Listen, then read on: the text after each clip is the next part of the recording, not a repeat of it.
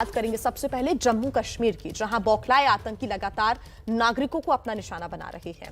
सुरक्षा बलों के सामने टिक पाने में नाकाम आतंकी अब बेगुनाहों का खून बहा रहे हैं। पिछले तकरीबन 13 दिन में आतंकी 12 लोगों को मार चुके हैं। कल एक बार फिर आतंकवादियों ने बिहार के 2 मजदूरों की हत्या कर दी।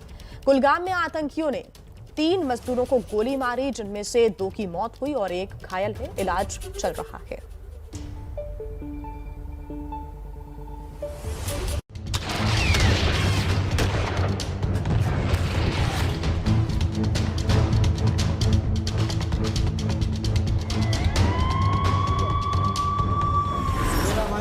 कोई गोली मारा है। 3 बंदे पे हमला हुआ। हमलावर 3 थे। हाँ। चुन चुनकर इन आतंकवादियों का भी हम सफाया करेंगे। भारत ऐसे आतंकवादियों के सिर को कुचलेगी। उनको उनके निजाम तक पहुंचाया जाएगा।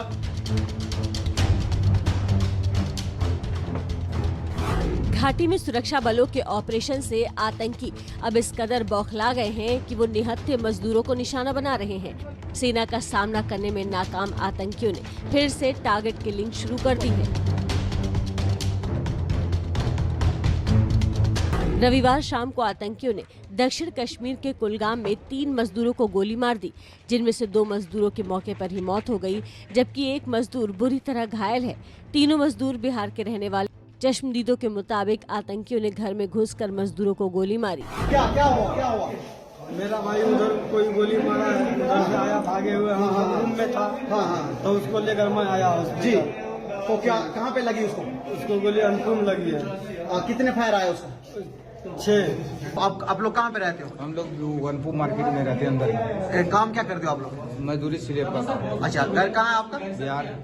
तो कितने बंदूक बरदार थे? 3 बंदे पे हमला हुआ। हमलावर 3 थे। हाँ। खबर के बाद से ही पूरा परिवार गमजदा है।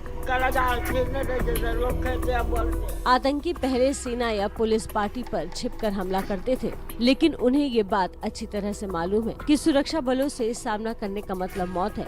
इसलिए अब वो आम नागरिकों को निशाना बना रहे हैं, जिनमें से 4 मौत बीते 2 दिनों में हुई है। कुलगाम में 2 मजदूरों की हत्या से 1 दिन पहले यानी शनिवार को ही आतंकियों ने पुलवामा और श्रीनगर में हमलों को अंजाम दिया था।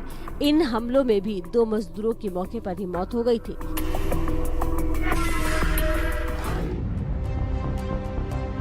मुख्यमंत्री नीतीश कुमार ने खुद उपराज्यपाल मनोज सिन्हा से बात की और बिहार के मजदूरों की सुरक्षा पुख्ता करने की अपील की। बिहार सरकार ने मृतकों के लिए मुआवजे का ऐलान किया है। बिहार के यशस्वी मुख्यमंत्री ने अविलंब मुख्यमंत्री राहत कोष से 2 लाख रुपया उनके परिजनों को देने की घोषणा की है एवं सर्व संसाधन तथा अन्य कल्याणकारी योजनाओं के द्वारा जो उन्हें सुविधा दी जा सकती है, निश्चित तौर पर उनके परिवार को दिया जाएगा। और आइए इसी पर अपडेट्स हम ले लेते हैं। हमारे सहयोगी आसिफ कुरैशी हमारे साथ जुड़ गए हैं। आसिफ, क्योंकि लगातार अब हम देख रहे हैं कि आतंकवादी गतिविधियां कश्मीर घाटी में जिस तरीके से आगे बढ़ रही हैं, उससे सीधे तौर से समझा जा सकता है कि सुरक्षा बलों का सामना तो ये नहीं कर पा रहे हैं और इसी वजह से मजदूरों को, आम लोगों को अपना निशाना बना रहे हैं। अभी क्या स्थिति है? देखिए जी, जिस तरीके से पिछले 48 घंटों में लगातार ताबड़तोड़ 2 घटनाएं हुई, जिसमें 4 प्रवासी मजदूरों को निशाना बनाया गया, उससे कहीं ना कहीं ये जो डर और भय है वो काफ़ी ज़्यादा फैल गया है। श्रीनगर के कई इलाकों में जो प्रवासी मजदूर जहां पे बड़ी संख्या में रहते हैं, आज सुबह जब हम गए तो वो पूरा इलाका खाली नज़र आया और कुछ एक मजदूर गाड़ियों में बैठकर कश्मीर छोड़कर जा भी रहे हैं। हमने कई मजदूरों से बात करने की कोशिश की और सब ने यही बोला कि जो मजदूर हैं, पिछले कुछ दिनों से जिस तरीके की घटनाएं हुई हैं उसके कारण यहाँ पे भले ही वो अपने आप को सुरक्षित महसूस कर रहे हो जहाँ पे वो रह रहे हैं, लेकिन उनके परिवार वाले काफ़ी ज़्यादा चिंतित हैं और इसीलिए परिवार के दबाव में वो कश्मीर छोड़कर जाने के लिए मजबूर हैं और ज़्यादा संख्या में भी मजदूर जाएंगे, इस बात का भी उन्होंने अंदेशा जताया है, क्योंकि उनका ये कहना था कि बहुत सारे मजदूरों की मजदूरी या पैसे जो है वो फंसे हुए हैं जहां पे वो काम कर रहे थे, और जैसे ही उनको पैसे मिलते हैं वो भी यहां से चले जाएंगे। यानी जिस तरीके से पिछले कुछ दिनों से लगातार प्रवासी मजदूरों को निशाना बनाया जा रहा है, खासतौर पर रेडी पर काम करने वाले या फिर उनके जो किराए के मकान है वहां पे जाके जिस तरीके से हमला हो, उससे जो भय फैल गया है वो काफी ज्यादा है। और कल जिस तरीके का आदेश एक जम्मू कश्मीर पुलिस की तरफ से आया था, जिसमें सभी मजदूरों को सुरक्षित जगहों पर ले जाने के लिए कहा गया था, उससे डर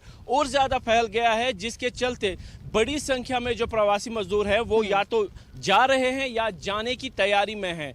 और कहीं ना कहीं सुरक्षा बलों पर अब ये ज्यादा जिम्मेदारी है कि उनको सुरक्षित महसूस कराए और इस पलायन को वापस रोके, क्योंकि जिस तरीके का माहौल बनाने की कोशिश मिलिटेंट संगठनों की तरफ से थी, कहीं ना कहीं उनको सफलता मिल रही है और सुरक्षा बलों पर की तैयारी पर सवाल उठ रहे हैं। इस बात की भी बिल्कुल संभावना है कि कई वरिष्ठ पुलिस अधिकारियों पर भी इसकी गाज गिर सकती है। समझा जा सकता है कि टारगेट किलिंग ये खींचवा रही है। बहुत धन्यवाद आपका जानकारी के लिए। आगे आपसे अपडेट्स हम लेते रहेंगे।